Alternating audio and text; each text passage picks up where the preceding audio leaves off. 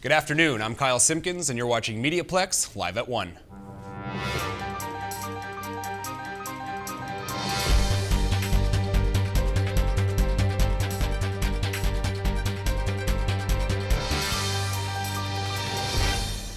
Charges have been laid in the case of Loretta Saunders. The body of the 26-year-old student was found Wednesday afternoon in a wooded median on the Trans-Canada Highway in New Brunswick. Last week, Saunders' car was found in Harrow. Blake Leggett, 25, and Victoria Hannaberry, 28, are charged with first-degree murder and theft of a motor vehicle.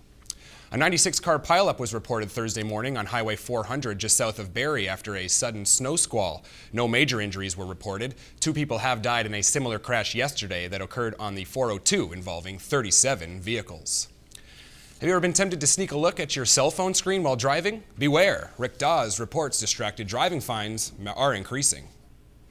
Melanie Garden isn't shy when there's a cell phone in the car. Actually say, oh, did you need me to text somebody back? Oh, can I call them for you? Here. And I've taken people's phones and I've put them on the far side so they can't reach them.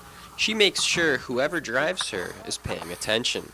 Beginning March 18th, the penalty for distracted driving will increase to a total of $280. That's $100 more, including court fees. Over 1,000 vehicles were stopped in Windsor for distracted driving last year. OPP are reporting that 30 to 50% of cases in this jurisdiction are because of distracted driving. That's a huge percentage of cases. Think about that. Up to half of the car accidents in this province are caused by people who are distracted while they're driving. That's an epidemic. Talking on the phone, texting, eating, and even doing crossword puzzles. Garden has heard it all. But just because you can doesn't mean that you should. Even an untrained eye can spot a distracted driver.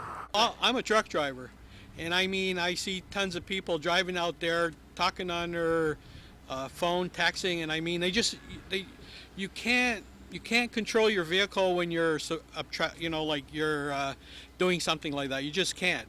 Matt Dasty says Windsor police have pulled over 200 vehicles since January 1st for this offense.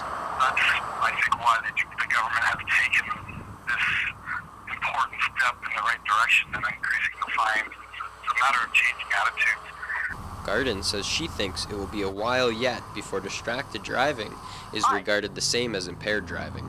So for certain people, they're not going to get the message. And I think those people should be charged with careless driving and there should be heavier fines. For general people, like the general population, I think the message is slowly getting out. Rick Dawes, MediaPlex News. Now on to weather. Today we are seeing some cloudy periods with a high of -8. Tonight those clouds will stick around, but the temperature will drop to -10. Tomorrow it's going to warm up to 1 degree Celsius, but we will see some snow flurries. Ontario is passing a law that counts calories. Lubna Fawaz tells us more. Are you going to consider switching your meal by looking on how many calories it has? Ontario is betting on that by introducing a new legislation requiring fast food chains to post calorie counts next to each item on the menu. The law aims to help families make healthier choices. I want to look good, right? No one wants to be fat, so I would look at what I'm eating and I would try and, be a healthy guy. I think, being obese, if you want to watch your figure, I think it's a matter of will.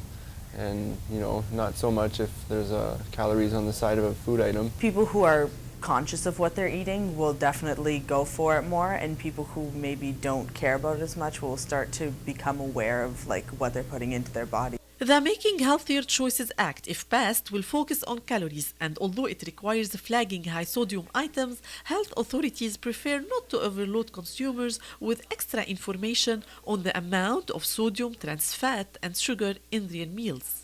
Ontario spent more than $4 billion in 2012 caring for people struggling with obesity. The new law is just one piece in the battle, says Premier Kathleen Wynne. For MediaPlex News, I'm Lubna Fawaz. For more on this story, tune into MediaPlex News Now on Tuesday night. A young Leamington girl is fighting for her life. Aubrey Andre is battling 2 different rare forms of leukemia while dealing with chemo and a C. difficile infection. Today is considered Pray for Aubrey Day as the social media site aubreysangels.ca is asking for positive and healing thoughts from the public. Thanks for tuning in. I'm Kyle Simkins and you've been watching MediaPlex Live at 1.